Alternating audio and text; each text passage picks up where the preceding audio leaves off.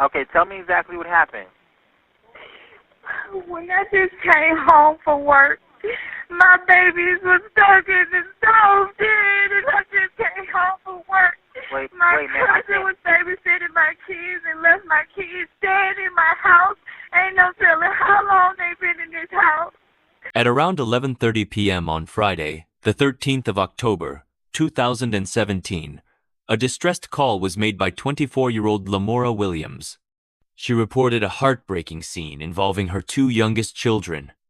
Lamora, a single mother of 4, had been navigating the daily challenges of caring for her little ones. According to her account, she had asked a cousin to watch her 3 youngest children for several hours while she was at work, but when she returned home, something felt off. The apartment door was ajar, gently swaying as if someone had left in a hurry. Inside, her oldest son was in tears in the living room, and there was an unusual, unsettling smell in the air. Fearing that something had caught fire, Lamora rushed into the kitchen. What she found was devastating. Her 2 youngest children had passed away, and the situation pointed to something deeply tragic involving the stove. Atlanta 911, operator 7054. What's the address of your name? Yes, ma'am. Ma'am, I have a question, and this is a serious matter. I just left my cousin in the house with my kids. She just left my kids in the house when I came back from work, and my kids, 2 of my kids are dead. What do I gotta do? They dead. She left them dead in the house by themselves. Oh, okay, ma'am. Where are you now? I'm in my house. She left my door open. My baby boy, my oldest baby boy, is the only one that's here, only one that's alive. She left them in the house by themselves. She left them in here, and they knocked the stove on. Can you listen? When I came in, the stove was laying on my youngest son's head, and my other son was laid out on the floor with his brains laid out on the floor. I don't know what to do. I just came home to work from this. And she just left my baby there. Okay, ma'am, I'm gonna get EMS and I'm gonna get police and fire at the location. Can you tell me where you're located? The operator quickly dispatched the police, firefighters, and paramedics to the scene. Lamora was too frightened. She couldn't keep her mind straight. Okay, hold on one moment, because I'm gonna also get EMS on the line as well. Okay? Yes, hold on one moment. Yes, ma'am. Stay on the line with me though. Hold on one moment for me. Okay.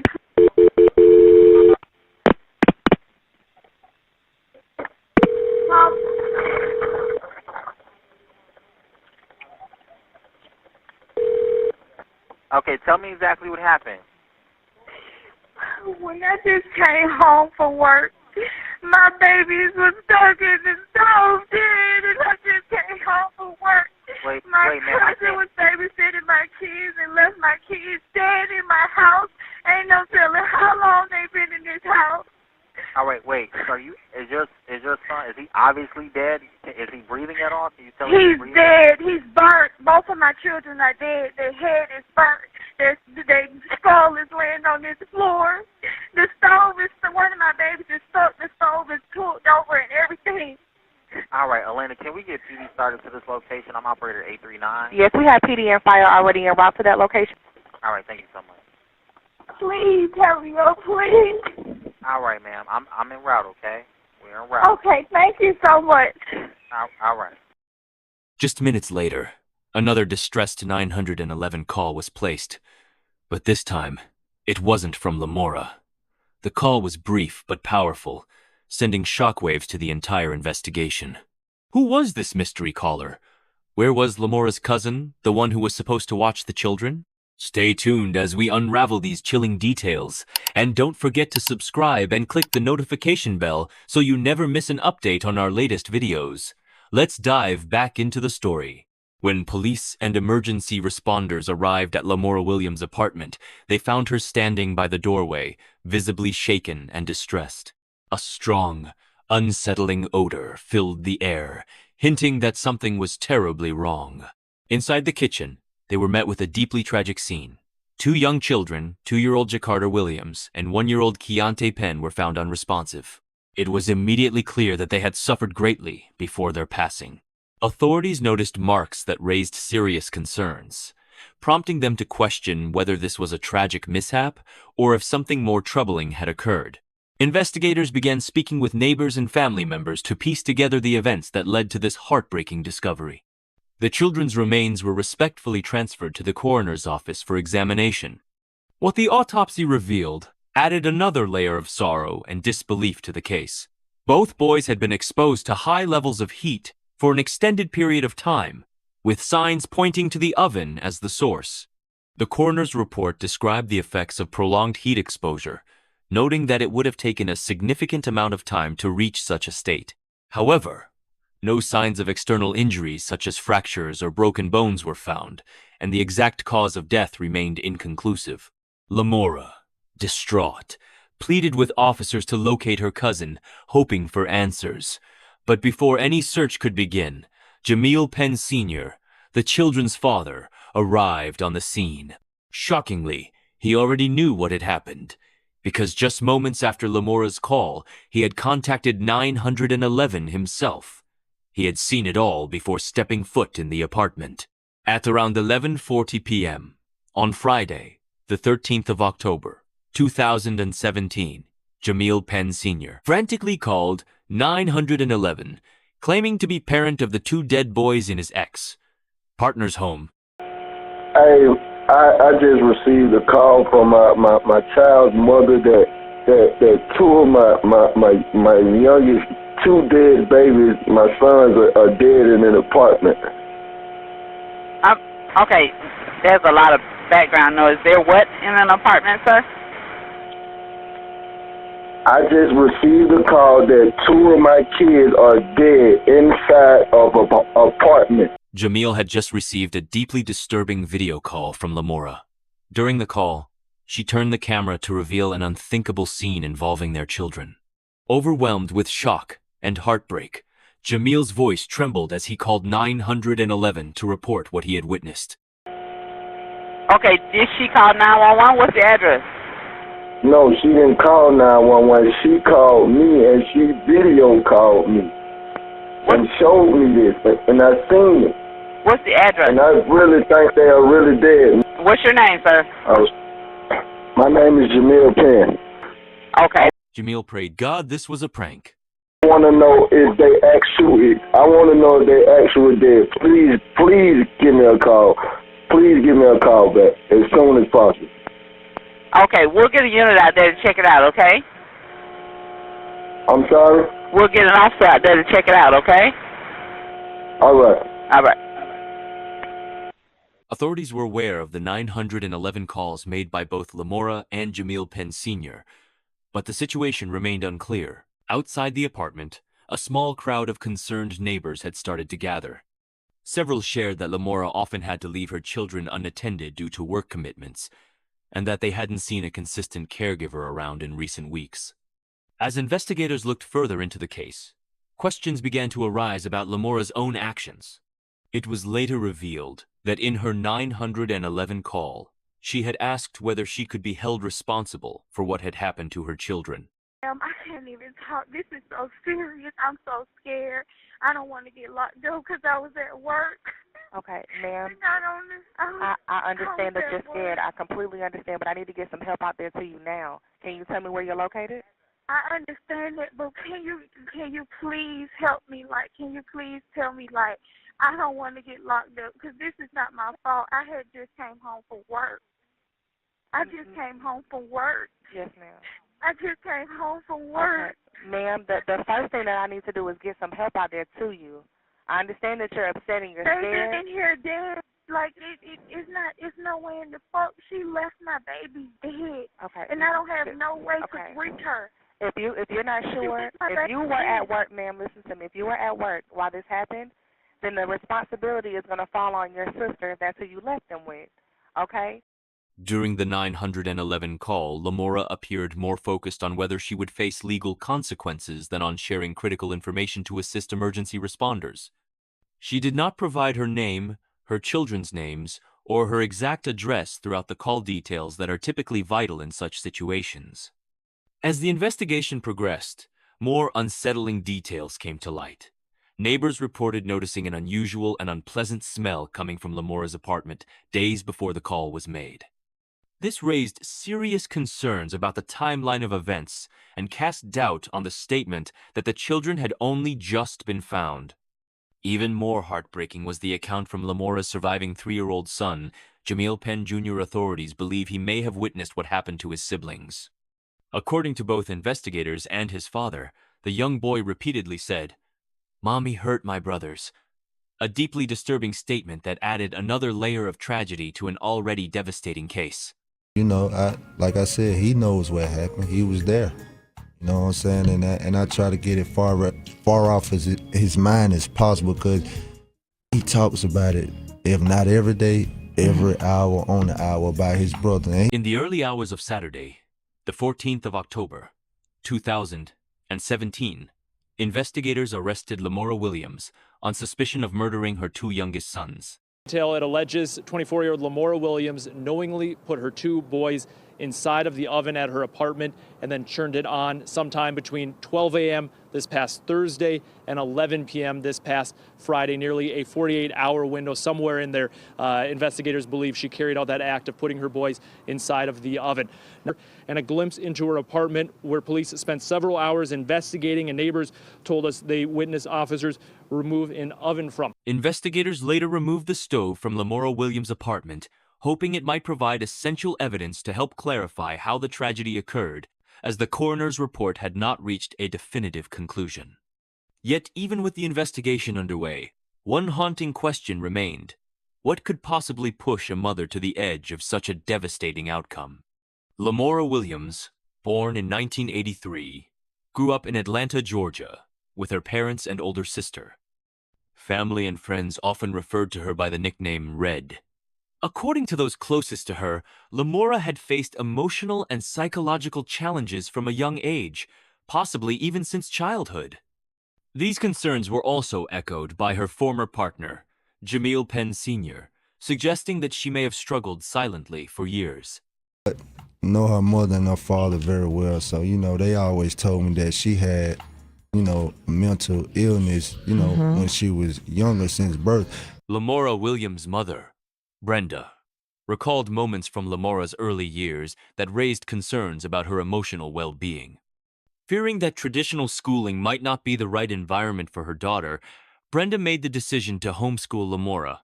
She was a slow learner, Brenda shared. I had to take her out of school and her at home. She would sometimes do unsettling things, like damaging her sister's belongings or even her toys in disturbing ways. It felt like something out of a movie. I was worried, even back then. Lamora's sister, Tabitha, supported Brenda's account. She explained that despite their mother's continuous efforts to seek help, the system provided little assistance. Teachers knew something was off, but when my mom asked for support, the state didn't take action. We felt completely let down. The whole system failed us. At the age of 18, Lamora became a mother for the first time to a daughter, London Williams. Although her relationship with London's father didn't last, the two maintained a respectful co-parenting dynamic, supported by his extended family. Later, Lamora met Jamil Penn Sr. Their connection was strong, and she appeared vibrant and full of life. According to Jamil, there were no clear signs of Lamora's internal battles early on. I was the one with the short temper, he recalled. Lamora was calm, sweet, and always laughing. They had their first child together, Jamil Penn Jr., and moved in with Lamora's parents while working toward financial stability and independence. She's really mentally ill until the death of her father in 2014. 2014, I found. On the 20th of April, 2014, tragedy struck Lamora Williams' family when her father was found unresponsive at home. Reports indicated he had suffered a heart attack the night before. Lamora, who had always leaned on her father for support and stability, was devastated by the loss. His passing marked the beginning of a deep emotional decline. Struggling to cope, Lamora faced motherhood with growing difficulty. Encouraged by her partner, Jamil Penn Sr., she went on to have 2 more children, Jacarter Williams and Keontae Penn. Jamil had hoped that a growing family would help Lamora heal, but instead of relief, the responsibilities of parenting 3 small children intensified her struggles, particularly with postpartum depression. Despite her visible distress, the family moved into an apartment in Oakland City, Atlanta, separating Lamora from her support system. Brenda, Lamora's mother, noticed her daughter's condition worsening and pleaded with Jamil to reconsider the move. However, within a year, the strain overwhelmed their relationship, and Jamil left. Though he remained actively involved in his sons' lives, visiting often and offering financial support, Lamora was largely left to navigate her mental health challenges alone. Brenda grew increasingly concerned. She reached out to Child Protective Services multiple times, fearing for her grandchildren's safety. "I wanted the state to either give me custody or step in to help," Brenda said. "There were times I thought Lamora wasn't even feeding the kids." She also contacted Jamil, warning that Lamora was in serious distress. Brenda's pleas extended to the Division of Family and Children's Services, DFCS, reporting that the children were possibly being neglected. But she says her concerns weren't taken seriously. DFCS later claimed they had no documented contact about Lamora's mental health or the well-being of her children before the incident. Her sister, Tabitha, shared that Lamora had become increasingly withdrawn. She stopped answering the phone, wouldn't open the door. She didn't want our help. According to Lamora's closest friend, she had quit her job in September 2017, saying she couldn't manage the pressure anymore. A month later, the unimaginable happened. On Saturday, the 21st of October, 2017, a week after the heartbreaking discovery, Lamora's 2 sons were laid to rest at Southview Cemetery, a historic Atlanta burial ground. Their funeral, held at West Hunter Street Baptist Church, brought together grieving family members and supportive community figures, including a great-nephew of Dr. Martin Luther King Jr., who delivered a heartfelt eulogy. The boys' caskets were adorned with their favorite superhero images. Jamil Sr., holding his surviving child in his arms, followed the white horses that carried his sons away. But while one part of the family grieved, another sat behind bars. Lamora awaited trial in the Fulton County Jail, held without bond. Jamil tried calling her, hoping for answers, but he was met with cold, emotionless responses. "She showed no remorse," he said. "It was heartbreaking." Based on statements from relatives and forensic analysis, investigators began piecing together the events. While the exact cause of death wasn't fully determined, signs pointed to neglect and injury. Law enforcement believed the situation escalated over time, culminating in tragedy. Detectives theorized that Lamora's long-standing struggles with depression, isolation, and pressure reached a breaking point. According to reports, she had left the children unattended for extended periods. By September 2017, quitting her job seemed to mark her final step into isolation. After the incident, instead of immediately calling emergency services, Lamora phoned her best friend, Nisa Smith, saying she was considering self-harm. When Nisa asked for the truth, Lamora admitted the boys had passed. Though Nisa urged her to call 911, Lamora called Jamil instead. She screamed, "They're gone!" Jamil recalled. He asked who. She switched to video call and he saw the heartbreaking scene. Lamora eventually contacted emergency services, but investigators noted discrepancies in her story. She blamed an unnamed cousin. Then her own sister claims authorities later found no evidence to support. "We interviewed everyone mentioned," said Sergeant John Chafee of the Atlanta Police. "No one else had been watching the children. She was the only adult present." On the 2nd of February, 2018, a grand jury indicted Lamora Williams on multiple charges: murder, making false statements, aggravated assault, concealing a death, and cruelty to children. Notably, it was confirmed that Lamora and her youngest son were present at the time of the other children's deaths. Worried about Lamora's mental state, Brenda tried to visit her daughter in jail but was denied. She asked authorities to place Lamora under constant watch, fearing she might harm herself. Now, with the legal process underway, prosecutors aim to prove that Lamora was responsible for a preventable tragedy. Her fate lies in the hands of the court. I just came from the jailhouse to let them know to put her on suicide watch because she's going to kill herself. Lamora Williams' story is one of overwhelming despair, shaped by unresolved trauma, postpartum depression, and a tragic breakdown in both family and systemic support. After the sudden death of her father in 2014, Lamora's mental health deteriorated rapidly. Her partner, Jamil Penn, believing motherhood would be healing, encouraged her to have more children.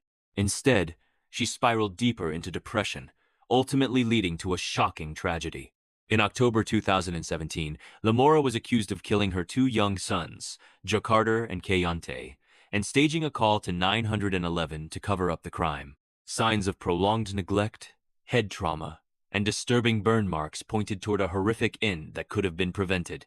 Despite multiple warnings from Lamora's mother, Brenda, and pleas for intervention from child services, no decisive action was taken. The legal proceedings dragged on for years.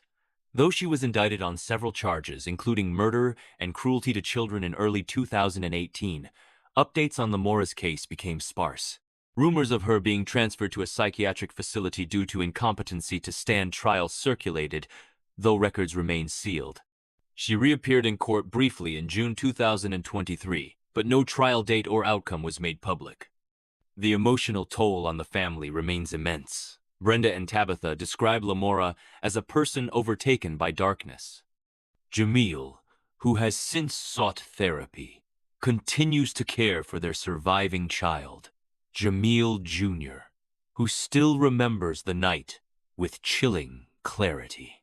The children were laid to rest with dignity and love by their community, but their absence left wounds that time has yet to heal. Daddy, we going back to mama house? I said, we ain't going back to mama house. You know what I'm saying? Ain't no more going back to mama house. You stay with me now. Jamil Sr. is forever haunted by that fateful night. Every time he closes his eyes, he sees his boys lying still on the kitchen floor, but he refuses to let this tragedy define him as a victim. Instead, he's chosen to become a voice for change. I want everyone to use my story as a helping hand. I lost my two young boys to violence, and I want to be the difference in someone else's life to prevent another child from being hurt. The story of Lamora Williams sheds light on the complex intersection of mental health, generational trauma, and the failings of social systems meant to protect the most vulnerable. One can't help but wonder if early intervention had come, if cries for help had been heard. Could this tragedy have been prevented? So what do you think? Who bears responsibility when warning signs are ignored and families fall through the cracks? Let us know your thoughts in the comments. If there's a case you want us to cover, drop it below. And if this story moved you, don't forget to like, share, and subscribe. Until next time, stay safe, stay kind, and look out for one another.